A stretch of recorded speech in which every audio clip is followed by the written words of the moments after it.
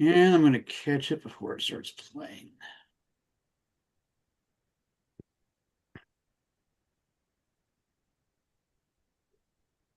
All right. Mm. All right.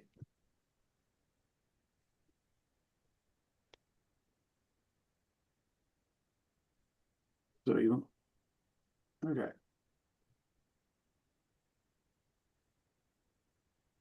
You want to go back where you want me to lead or? Yeah, I don't know that I feel the most comfortable with some of this material, so if you could, because he talks about the identity of magnetism, electricity, and chemistry. Yeah. Oh, yeah. I think that's kind of the hint forward. Yeah. One thing I was trying to figure out here from 313 was it's kind of like this is the activity in the sphere of shape, the imminent activity of free mechanism, Yeah. determining of relationships to place, which I guess this is the difference of mechanism in place versus just identity of it, even though we kind of had its own difference before. Right. I'm trying to think because it is a different viewpoint. What was that even at this point? Free mechanism, we know that was just sort of like spheres of matter interact with each other to that extent. Generic zero-dimensional shapes.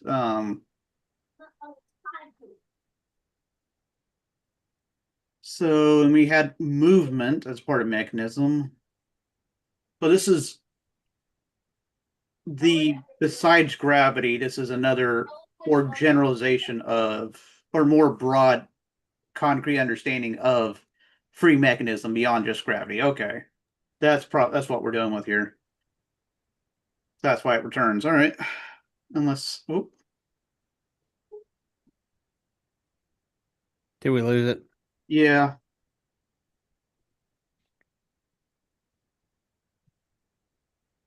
All right, there we go. Sorry, the meeting controls are kind of messed up. no worries. Like I said, mine's even crashed.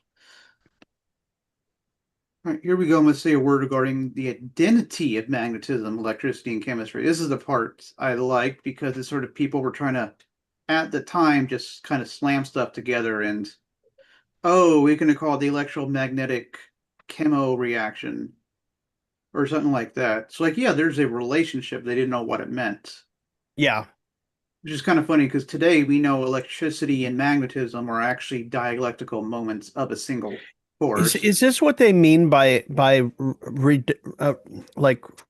reductivism in sciences is where you sort of just sort of collapse several related things into one It's one thing? form of it. Yeah, it's sort of like having Because a primacy. I remember reading a book a long time ago by um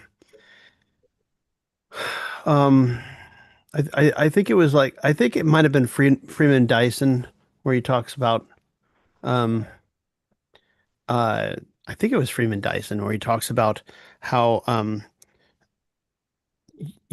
reductivity of several different related things in the sciences is where the wheels sort of come off the wagon. Yeah, like a lot of reductionism is trying to get to like the most primal aspect and saying that is kind of the root of everything, which as we know, you lose a lot of nuance and relationships at the higher aspect when you do that. Yeah.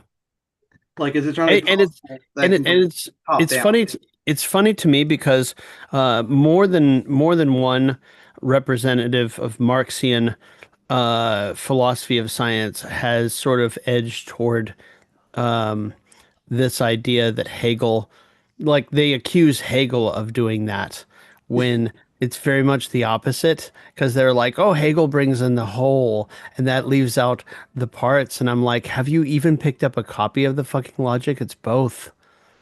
And you can't have one without the other.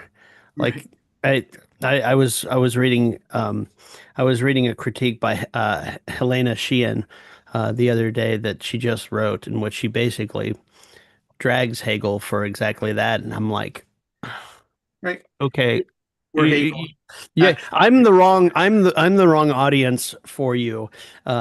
Actually reading Hegel's philosophy of nature and being like, okay, oh my God, it just was the irony of that because you have a lot of people claim stuff about Marx who've never read it.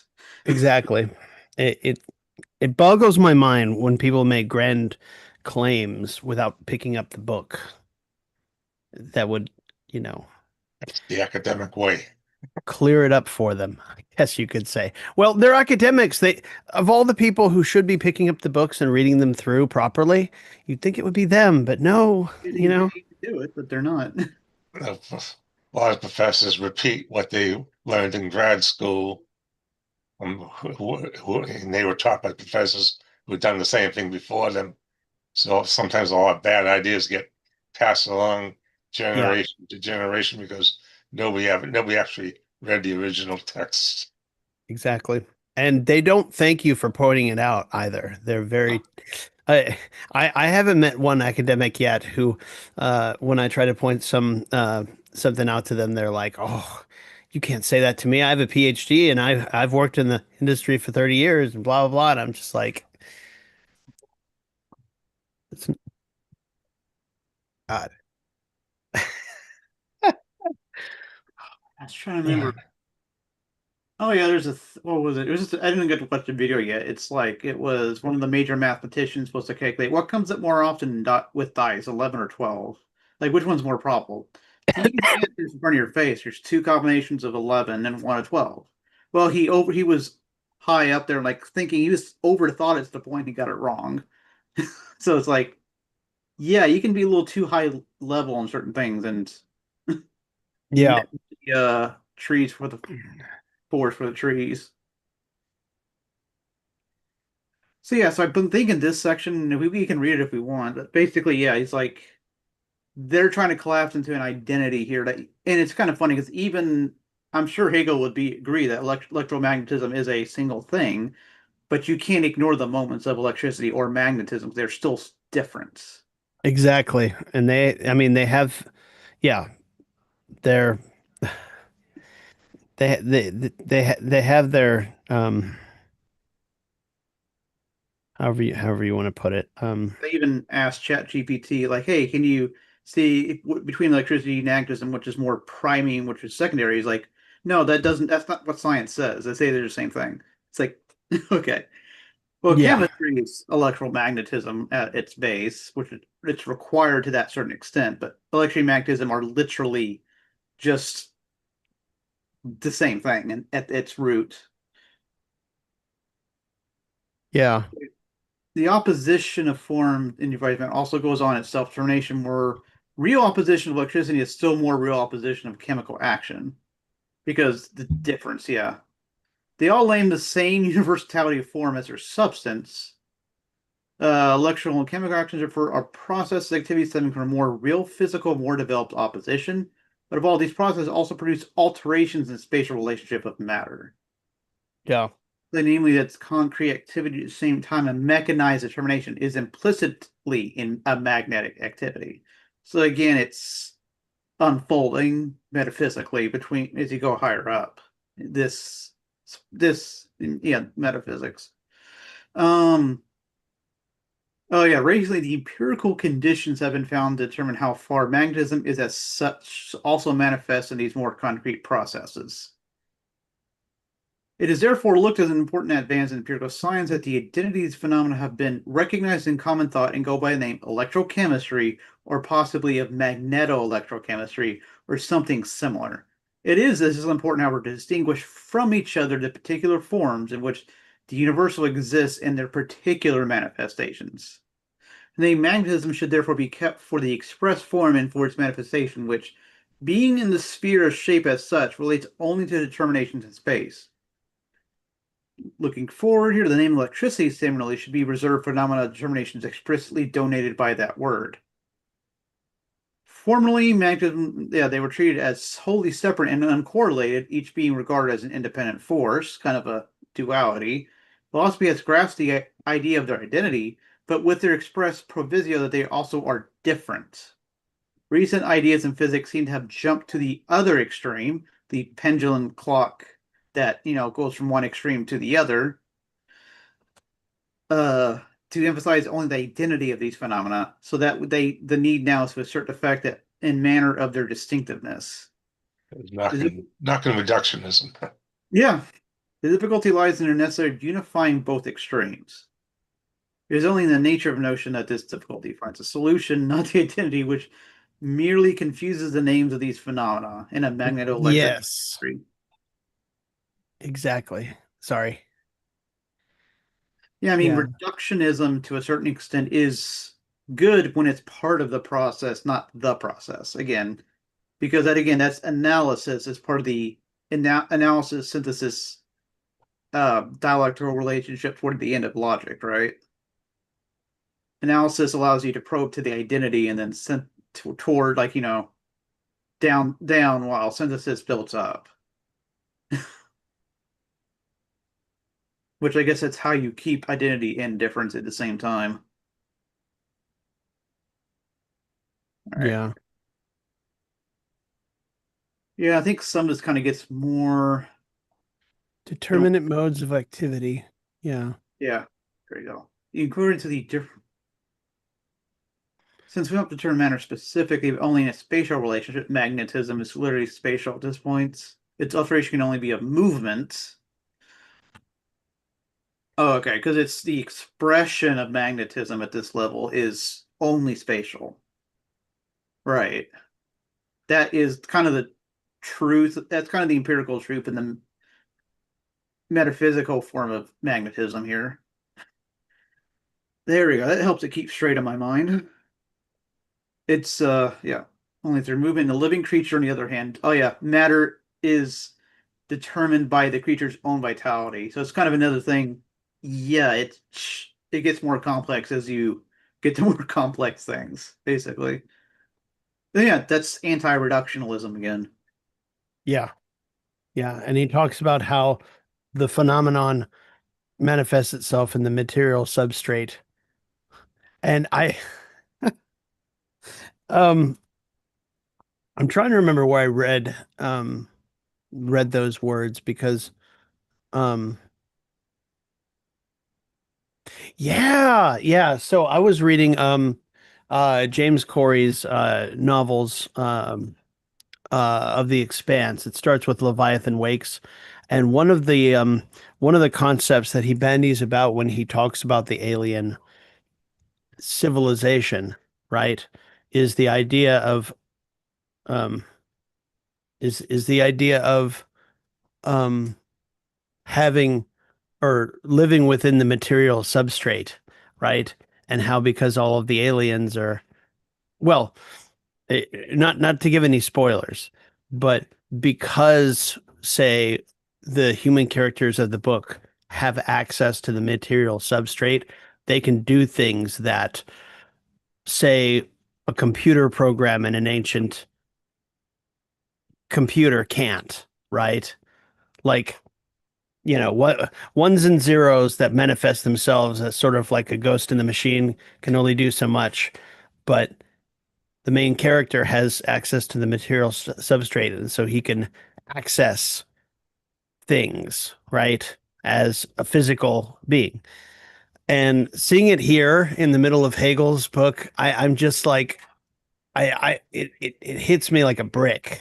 Okay, like I know exactly what he means. He's talking about the how magnetism as a force that's sort of like when you talk about it, it's very slippery, but then you start talking about the material substrate in which carries it and how that manifests. You have you have the iron bar, and you can see magnetism work, so on and so forth, right?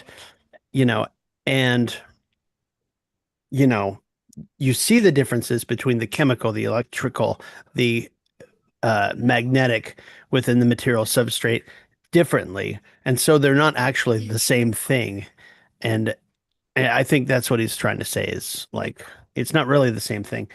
Yes, Milk, hang on just a second. You can keep going. I'm listening. Yeah. I was just kind of quickly going back over this again. I need to start getting back to note taking.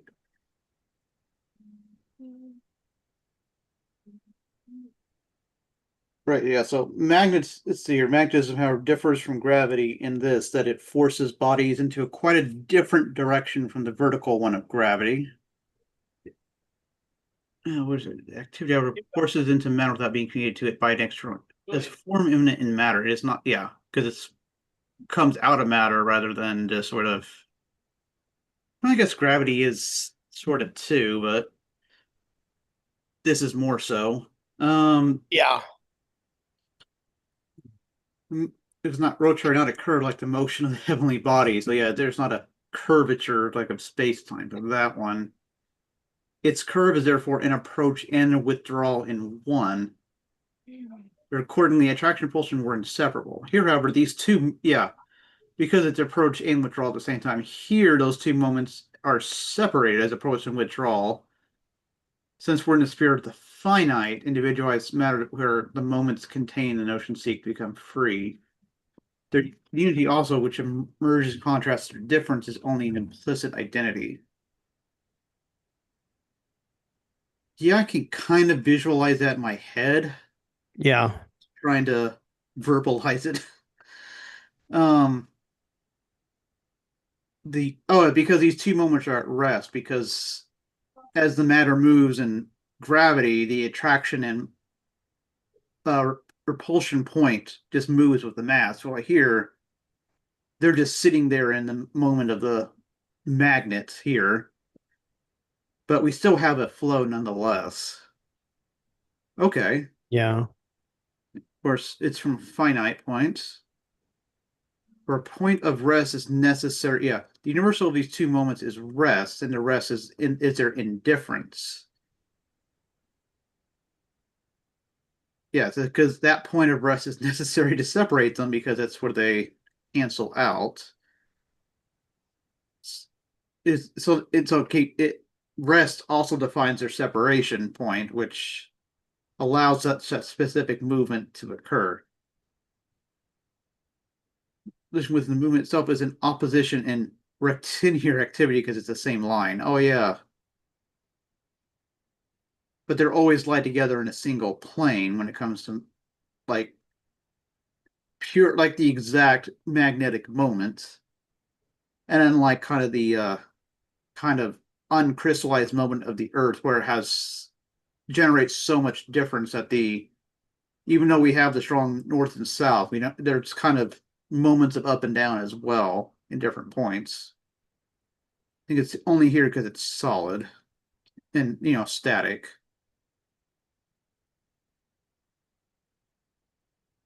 We are not in time, but in the element of space. So they're always because there's no change because it's purely a spatial relationship. It must therefore be the same body which specifies as attracted is at the same time also specified as repelled. And therefore as something communicated, it's self-specified and thus specified must move on the other side as well. Yeah, I guess in a sense we do have the bipolar moment versus the singular moment of gravity. So I'm also kind of getting out of that, which I think we already got there before. And he's talking about the old battery voltaic pile and their connection between the two, thus discovered. Yeah, just for this, the business of scientists search for exhibit the identity of the notion as the identity of phenomena. For justice in general, it is the business of scientists to search for and exhibit the identity of the notion as the identity of phenomena. Philosophy, however, does not grasp its identity with superficial abstraction, reductionism, as is magnetism, electricity, and chemical action were simply one and the same. Philosophy has long since magnetism is the principle of form, and electricity and chemical processes are merely other forms of this principle. Yeah, originally magnetism stood isolated in the background. It was by no means clear to anyone, apart from navigators, what the system of nature would lose without it. Its connection with chemical action, electricity, lies in what we have said. Chemical process is a totality in which bodies enter according to their specific peculiarities, but magnetism is merely spatial. Yet, in certain circumstances, magnetic poles to differ electrically and chemically, or conversely, magnetism is easily generated by the galvanic process, the action of a closed circuit being highly sensitive to magnetism.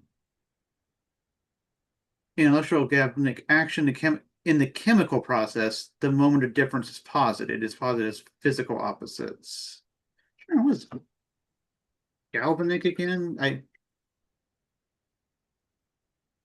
Direct current. Okay. Especially when produced chemically.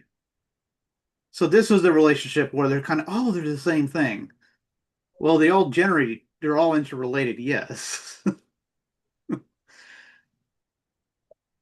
So a chemical reaction that generates a direct current is what galvanic is. Now, zinc and copper, right? Okay. Now it is quite natural concrete opposites should also be manifested at the lower stage of magnetism. The electrical process, too, is a movement. More than that, it is a conflict between physical opposites. In here, electricity for the two poles are free, so we have mono charges, but in magnetism, they are not. There's still never been a monopole. In electricity, the poles are related to one another as particular bodies, so they exist in quite different form from the merely linear polarity of the magnet.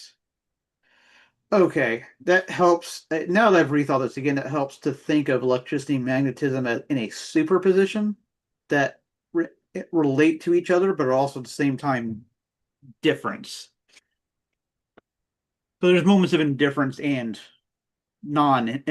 actual interaction. Okay, but if metallic bodies are set in motion by electrical process without prior physical determinations, they manifest process their own way. This way is the activity of mere motion, therefore is magnetism. Yeah, let's see which is the magnetic moment and which is the electrical. Oh yeah, and is that what I just said? That electrical magnetism is actually one thing, but they're actually moments that are different expressions. It has been said that all electrical action is magnetism. Magnetism is a fundamental force which produces different terms. Here again, we're trying to find a primal source, which likewise keeps them apart while also keeping them absolutely connected. This, of course, is what happens in both the electrical and the chemical process, only more concretely than in magnetism, which produces different terms. The chemical process is the formative process of really individualized matter. The form of urge is just a moment in the chemical process, and this moment becomes free, especially in the galvanic circuit where tension is present throughout, but only when which is not, as in the chemical process, issue in a product.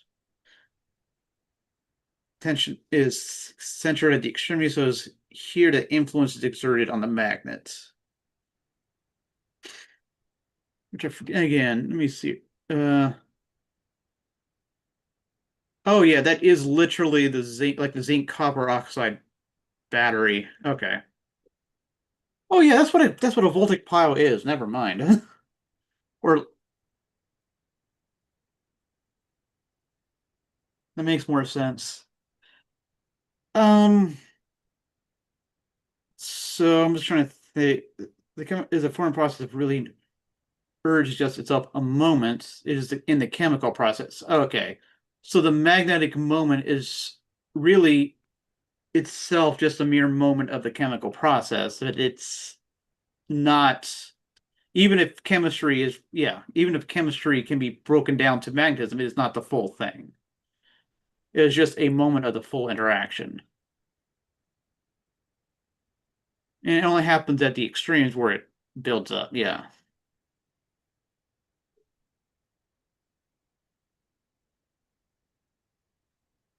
The activity is interesting. The galvanic process, when it sets a magnetic body in motion, causes it to become inclined. This yields the opposition. The magnet inclines either to the east or west, according as the south and north pole is inclined. Yeah, it creates a right-handed change. Because in regard to this, there's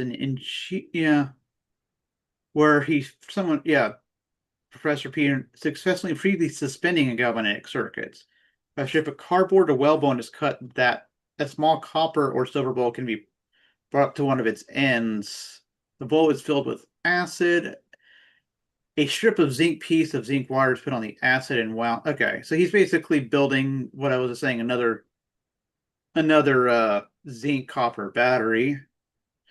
The whole apparatus, suspended by a thread, can be brought against the poles of a magnet. So it's something about it. It's free floating. So opposition is now introduced into the mobile apparatus. Okay, so it's a battery that can rotate itself, is what he's saying here.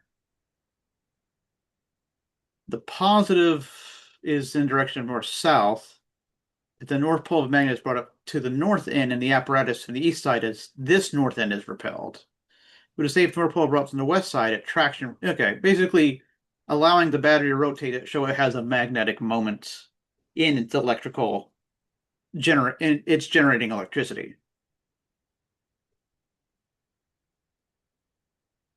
Whether the attracted or repelled a rotational battery when influenced by a north pole of a magnet placed outside always moves westwards,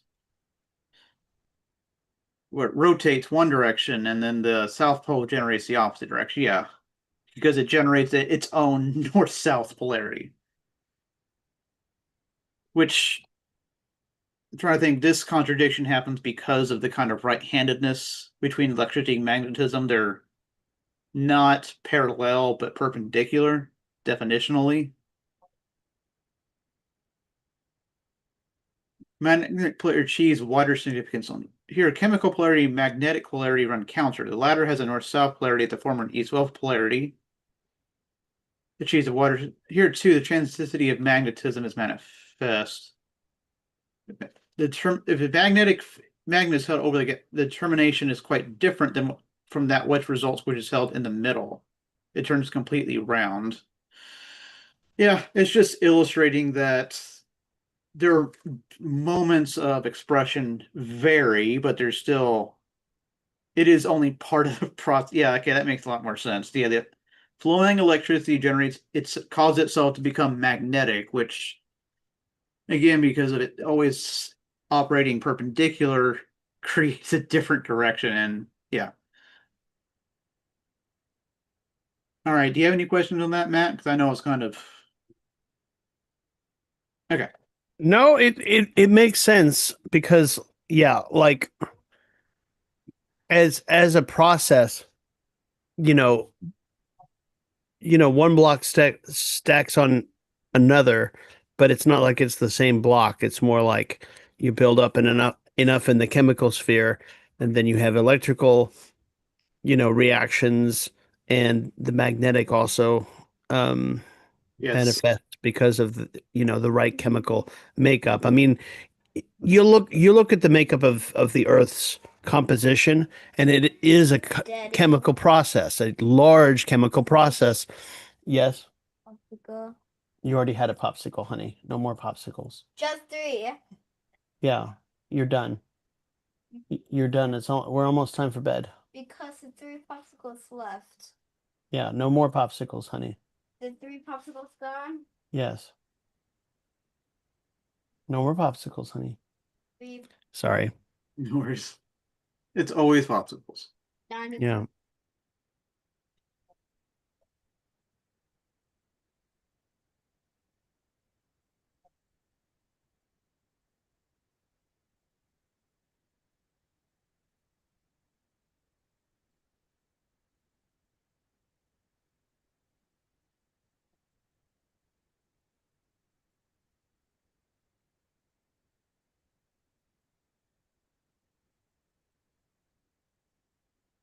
Yeah.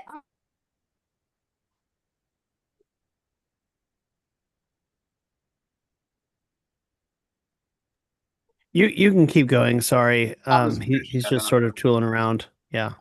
The activity of the form is none other than that of the notion in general vis-a-vis to posit the identical as different and the difference as identical. Here, therefore, in the sphere of material spatiality, the activity consists in positing what is identical in space as difference, in this example, in removing it from itself, repelling, and in positing what is different in space as identical, in bringing it closer and into contact, attracting it. So it is definitely doing that at many different levels already, right? Its activity, even within itself, it's also attracting and repelling. Its activity has only an abstract existence in matter, and only as such it is magnetism. Only ensouls a linear body. In such a body, the two determinations of form can emerge separately only in a difference of the body, i.e., at the two ends, and the active magnetic difference of form consists merely in this: that one end, one pole, posits the same thing, a third term, as identical with itself, which the other end, the other pole, repels from itself. So that's well, it kind of makes sense if you think of the flow. What is the opposite becomes attracted, become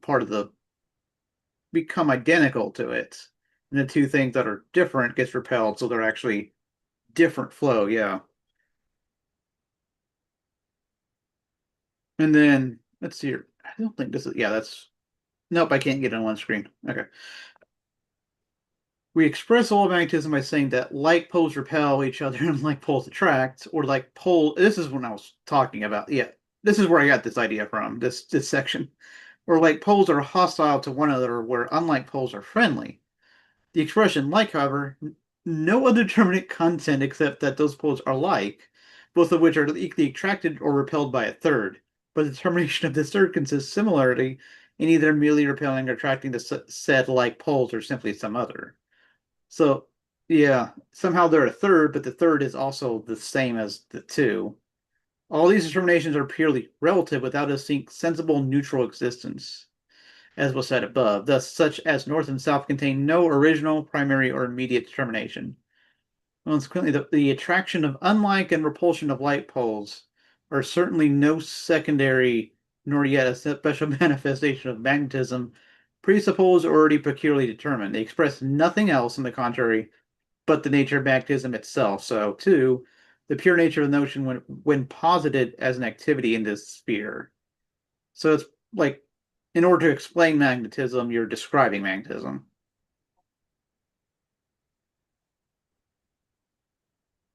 And then, yeah. Yeah. The third question, therefore, arises: what is attracted and what is repelled? Which, yeah. So is what I like. Magnetism is that direction, but there's not a plane in it. Okay. Magnetism, when one thing is put in relation to another, which is yet indifferent, the second thing is affected in one way by one extreme of the first and another way by the other.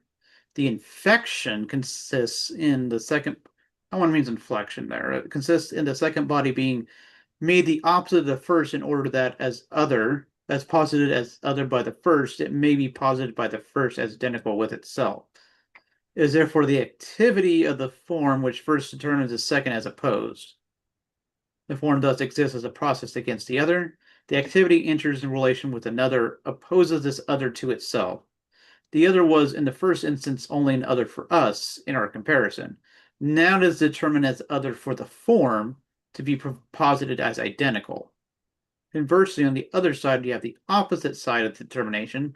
The second body, to which we must assume only our activity has also been communicated, is made opposite at one of its ends, and its other end, therefore, is at once identical with the first end of the first body. So I guess in order to determine what is the third, we find it's just basically the original. And somehow it almost kind of sort of reminded me of kind of this bizarro world in the phenomenology, where it's sort of like, yeah, it's like it generates the thing, but it's also its opposites at the same time. In fact, magnetism was used as an example. I don't know if it was just by me or Hegel. It's been a bit. Is so yeah. Now the second end of the second material line is brought into contact with the first end of the first. It is identical to it with it and therefore repelled. Yeah, it's kind of like a mirror image in that way. Yeah, the understanding, no less than pictorial conception, is at a loss in trying to give an account of magnetism. For to understanding that identical is simply identical, the difference is, yeah, okay, literally it is that section. The identical is simply identical, the difference is simply different. In other words, two things which are identical in any respect are in that respect not different. But what we have in magnetism is just this, something that is in being simply identical is ipso facto posit is different, and in being simply different is ipso facto posit is identical. Yeah, it's quite literally the I'm trying to remember what the section beyond perception is called. But yeah, difference is this to be itself and Yeah. its go ahead. Oh, no, you're fine. Go ahead. The identical element in both poles posits itself as difference, and the different element in both poles posits itself as identical. And this is the clear active notion, which, however, is not as yet realized. Yeah, which makes sense. This is still paralleling essence pretty well. Which is again, this is why it's always the most difficult section. You know, yeah, he said that earlier, but I'm finding the concepts mirroring the material substrate to be very, very helpful Mhm. in sort of highlighting, you know, how things are related, how there's a unity that has differences in it, and this is one of them, um, one of the examples of it. But you really sort of you really get to see the solid ground on which the shadows are based in this book. I know I've said this before, but when you're talking about how gravity and magnetism and chemical processes are related, um, you know, it's a lot easier to see the material and the ideal sitting side by side and how they're not hard extremes and you have to get rid of the ideal and only be a materialist. Like, yeah, he really, It's almost like the materialist doesn't make sense without the ideal. well, it doesn't. It doesn't, because if you're unable to organize what the material is within the ideal, then what's the point of doing theory? What's the point of you know what I mean? That's the essence of theory. You can't practice going in blind without the shape of things, you know? If you went in blind wondering what magnetism was and what caused it, right? And you just sort of picked up random materials and hoped they were magnetic without knowing what they're made of, what chemical process is made of. Is this gold? Is this iron?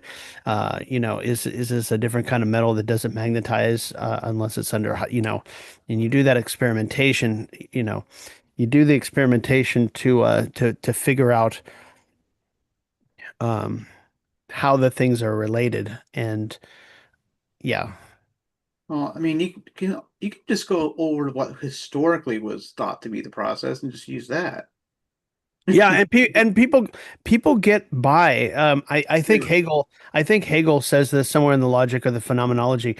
People get by on with day-to-day life through the Verstand, the understanding, without having to go dialectical. But if you want to take a true scientific course and be able to figure out how things are structured and related, you have to go beyond that, just sort of the blind experimentation to a good organizational scheme. In other words, the ideality properly in order to um, organize what you know about the real world, about the material world, I guess you could say. Right. I just keep thinking about that back to that one debate with Landon Frim and the other guy, and it's like, yeah, you can't know the thing in itself, so you just got to only can go off historical context. It's like that's limiting. We know, just preaching to the choir here. Yeah. Um, And the thing that gets me is once you come to the understanding of how this stuff works, and then you go back and read the material you thought you read or you thought you knew, and it just pops out at you so much, so much better. So you go back and read Marx, you go back and read the logic, which we already covered. You go back and read the phenomenology, and you realize, like, okay, all right, you know. In fact, I I will admit this. After we get through this essential section of the nature, I I should probably go back and try to read through Essence again and try to. Well, it'll probably make more sense having gotten through this part because it's easier to see the matter behind whatever whatever I said before. Um, yeah. So it's getting on toward 9, and I think we're all just a little tired. So We could finish off that little paragraph and then be done for the night. yeah, which one? 315? But before 315, there's just a little bit I thought was Yeah, go ahead. it compares it back. So the what is it, blah blah blah, comparing the activity is a total form, well, blah blah blah. Gravity is just not active like magnetism, though it has attraction since the bodies are attracted already in principle. Then here, where the other is first made capable of attracting and being attracted. The attracting is simply a doing, which is just what the other's doing is that of the first of the attracting body. So instead of just sort of attraction being there, it's itself generating its own form of attraction.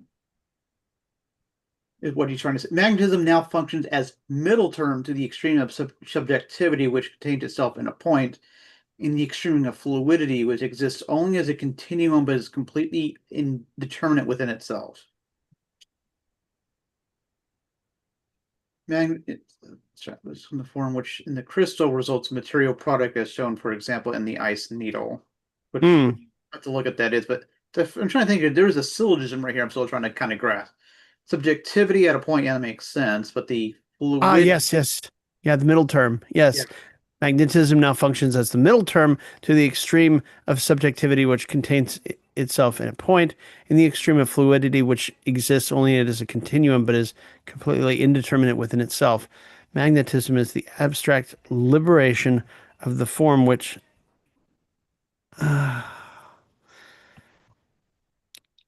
magnetism between being in self and accomplished. See, oh God. Okay. Brain is now like, Yeah. Yeah. Magnetism is also the middle term between being in self and accomplished self-realization. Well, I think that does parallel back. So I'm trying to think of self, and it's the inner becoming the outer, right? That's literally what that is. And magnetism being the initial, yeah, it was even used as a pictorial back in logic for this exact concept. Yeah. It is the impotence of nature that separates off the motive activity in magnetism, but it's a power of thought which binds it back into a whole. Yeah, because if you, what he's saying is that thought allows you to make the connection between what's going on with magnetism, with the rest of it. Like, it's not obvious what the connection is until you use thought to bind them. In other words, um, this is a much better illustration of what Hegel means when he says that nature is basically self externality and everything is outside of itself. But as the philosophy of nature goes on, you can see that thought, in other words, us thinking about nature, is what binds sort of brute nature into this ordered continuum. I mean, it was always that unconsciously, but the world of conscious thought can bind impotent nature into this picture of process and motive activity and so forth, right? Um, because because like I said, if you're working with the understanding and not through dialectical understanding, you're not going to get why magnetism works the way it works in nature, right? But through dialectical thought, um, that's what he means. The way he's wording it, the way he's wording it makes it sound as if thought is going to come out of nowhere and like illuminate nature for nature itself. And that's not what he's saying, because nature does what nature does, whether we're there or not. It's the unconscious brute process of nature doing its thing. But how do we understand nature? Yeah, I'm kind of repeating the same thing over and over, but it bears repeating, I think, because yeah, what he's uh what a lot of people have interpreted him as saying isn't actually the case, and I think that's where all of the misunderstandings come from. Um, it's not hard to suss it out once you read enough of this stuff. It's like kind of obvious, I guess. Maybe it's not that obvious.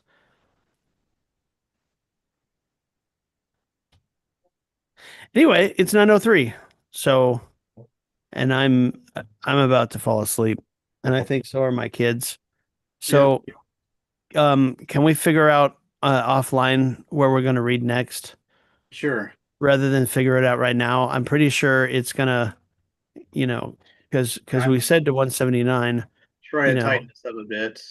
yeah. And so at least read section B Yep. through, and we'll go on from there. And yeah, you guys, comrades, you have a great night. See you too.